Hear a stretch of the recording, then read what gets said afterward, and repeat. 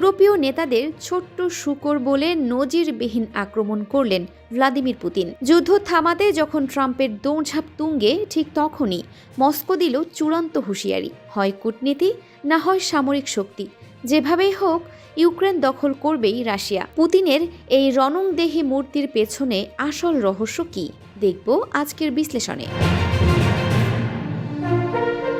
দর্শক, রাশিয়ার পররাষ্ট্র মন্ত্রণালয়ের এক বার্ষিক সভায় প্রেসিডেন্ট পুতিন তার কঠোর অবস্থান পুনর্ব্যক্ত করেছেন। তিনি স্পষ্ট জানিয়েছেন, মস্কোর বিশেষ সামরিক অভিযানের লক্ষ্য যে কোনো মূল্যে পূরণ করা হবে। যদি কিয়েভ বাস্তবমুখী আলোচনায় না আসে, তবে রাশিয়া যুদ্ধের মাধ্যমেই তার ঐতিহাসিক ভূখণ্ডগুলো মুক্ত করবে। পুতিনের দাবি, এই যুদ্ধের ক্ষেত্রটি আসলে যুক্তরাষ্ট্রের সাবেক সরকারগুলো ইচ্ছে করেই তৈরি করেছে।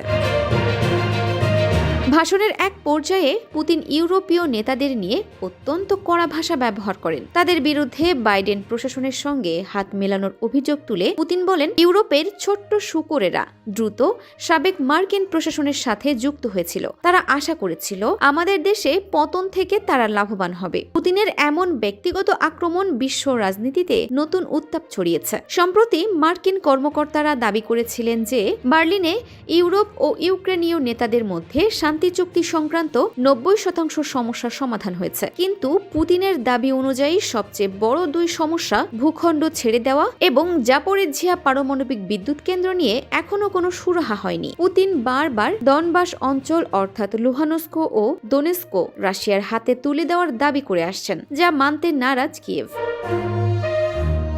এদিকে ইউক্রেনের প্রেসিডেন্ট ভলোদিমির জেলেনস্কি মিত্রদের প্রতি সমর্থন জারি রাখার আহ্বান জানিয়েছেন।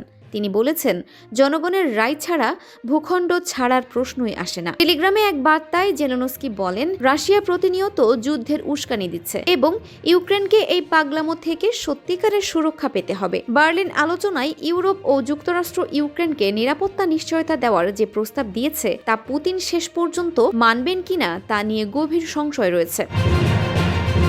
ডোনাল্ড ট্রাম্পের শান্তি মিশন কি?